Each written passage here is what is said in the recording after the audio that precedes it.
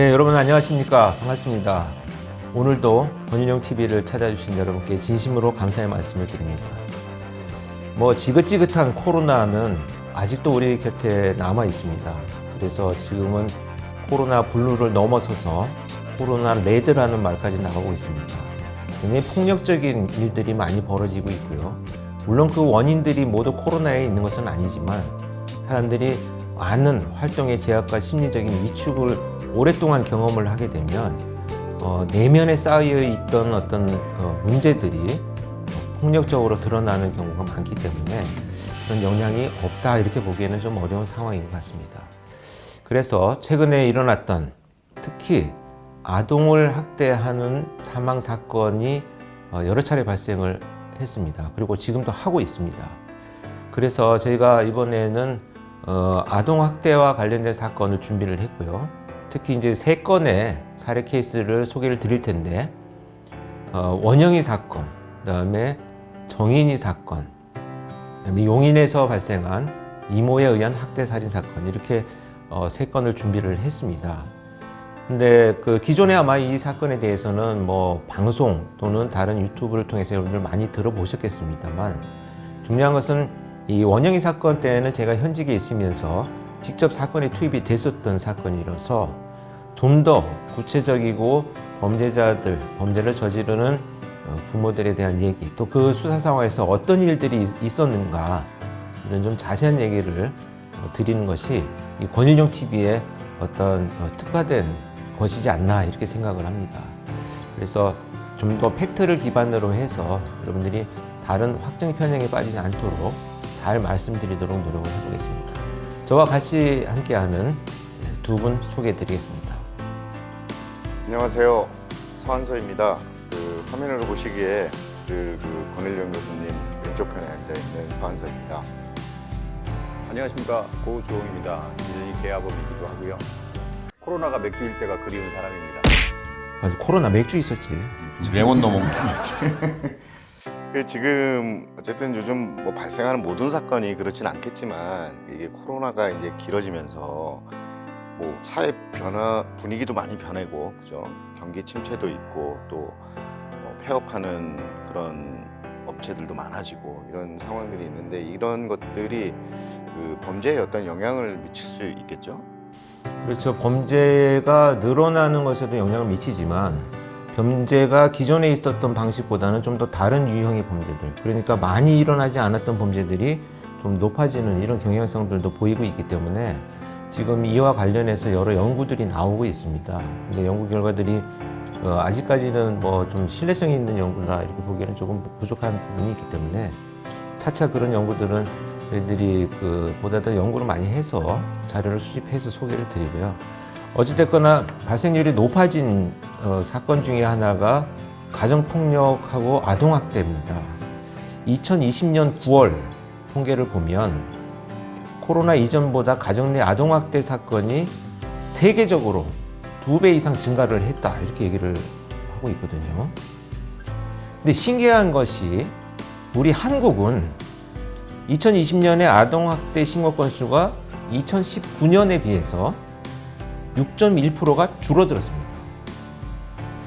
근데 이게 사실은 희망적이고 좋은 일이 아니고 비극적이게도 코로나로 인해서 학교나 유치원, 어린이집에 등교하는 횟수가 줄어들었기 때문에 사각지대가 넓어진 만큼 신고율이 낮은 것이지 발생률 자체가 떨어졌다 이렇게 보기에는 사실 어려운 부분이 있습니다. 그래서 아동학대의 신고 의무자가 일단은 교육기관이잖아요. 아이들이 보면 교사나 보육기관에 있는 종사자들이 일단 학대받는 아이들을 직접 만나기가 어렵기 때문에 신고 건수가 줄어들었다 이런 자료들이 나오고 있습니다. 굉장히 안타까운 일인데요. 여러 가지 경제적인 문제들, 그 다음에 활동의 제한, 이런 문제를 겪고 있는 성인들이 아동들하고 같이 보내는 시간이 많다 보니까 자신의 감정을 그 아이들한테 표출하는 이런 범죄 유형이 늘어난다는 측면에서 굉장히 안타깝고 참 가슴 아픈 일이다 이렇게 생각이 됩니다. 근데 근래 국민들이 참 많이 같이 아파하고 분노했던 사건들이 좀 많은데 아이들이 사망한 사건이 많았습니다. 저희가 지난 방송에서도 그 구미와 사건도 했었고, 근데 현재 1심 선고가 내려진 사건 중에 뭐 생각하고 하면 또 같이 흥분되기도 하는 그런 정인이 사건이 있는데 5월 15일 정인이 사건에 1심 판결이 선고가 됐거든요. 양모 장 씨는 무기징역, 양부 안 씨는 5년을 선고받았습니다. 이런 우리가 일반적으로 생각했던 것보다는 좀 낫지 않나? 이렇게 저는 좀 생각이 들었었는데 교수님 생각은 좀 어떠신지? 일단 뭐 무기징역이 선고된 것에 대해서는 아마 이제 계속 유지가 될 것 같고요. 중요한 것은 이제 양부인 안 씨가 5년을 선고받았는데 이 배경을 우리가 좀 주목을 해야 돼요. 몰랐다고 끝까지 주장을 하고 어떻게 모를 수 있을까요, 거기서? 말도 안 되는 주장을 끝까지 이어가면서 그것을 일단 또 입증할 수 있는 증거들이 좀 부족하기 때문에 법정에서의 판단이 5년 이렇게 나온 것 같습니다. 모든 사건이 마찬가지입니다만 있어서는 안 될 사건이 그 힘없고 또 우리가 보호해야 될 아이들을 무참하게 학대하고 또 죽음에 이르게 하는 이런 범죄는 어떤 방식으로든지 우리 사회가 이것을 막아야 된다 이렇게 생각을 합니다. 자, 첫 번째 다룰 사건은요. 2016년 경기도 평택에서 발생한 사건입니다. 소위 원영이 사건이라고 해서 여러분들 잘 알고 계실 텐데요. 이 2016년도에는 제가 현직 프로파일러로 경찰청에서 근무를 하고 있었기 때문에 이 사건에 직접 투입이 되어 가지고 두 범죄자인 이 부모들을 자백을 받기 위해서 심리 분석을 하는 면담이 아니고 자백을 받기 위해서 수사본부에 투입이 되어 가지고 한 3일 동안 수사가 진행되고 또 저와 경기경찰청 프로파일러가 투입이 되어가지고 계속 자백을 받기 위한 전략적인 대화를 이끌어 갔던 이런 사건입니다. 중간중간에 제가 현장에서 있었던 이야기를 전달을 해드리도록 하겠습니다.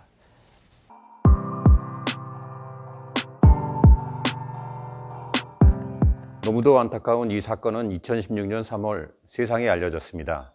유치원을 막 졸업한 아이들이 자신의 몸보다 큰 책가방을 메고 초등학교에 처음 입학하던 그날 7살 원영이는 그 자리에 없었습니다.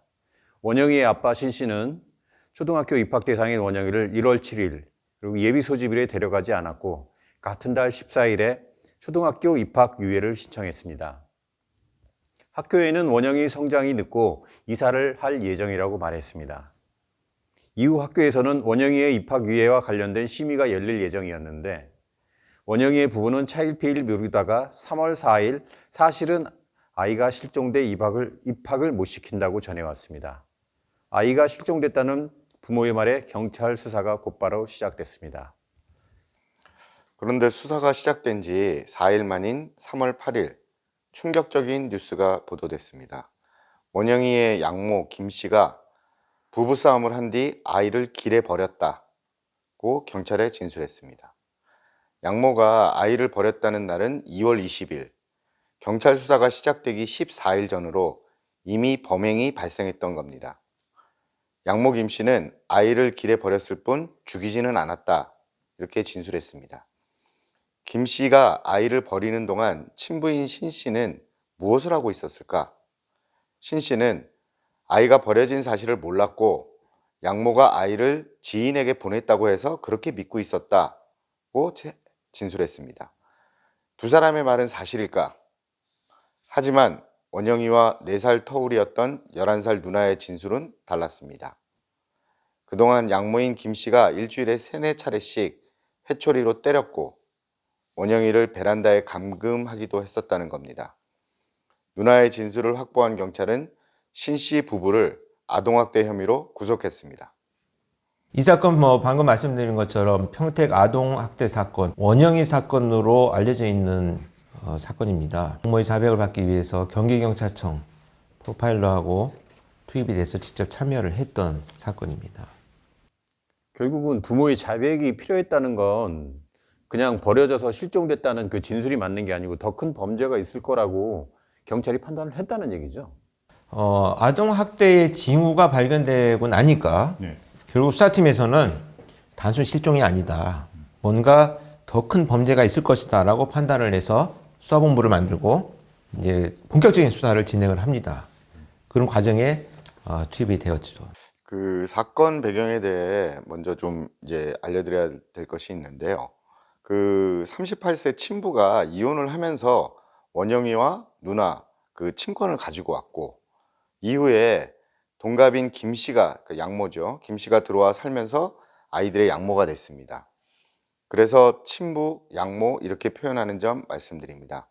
이미 사건 초반에 아이가 사망했을 거라고 판단하셨다고 했는데, 뉴스로 접한 가정 내 아동학대 사건은 특히 사망으로 이어지는 경우가 많은 것 같습니다.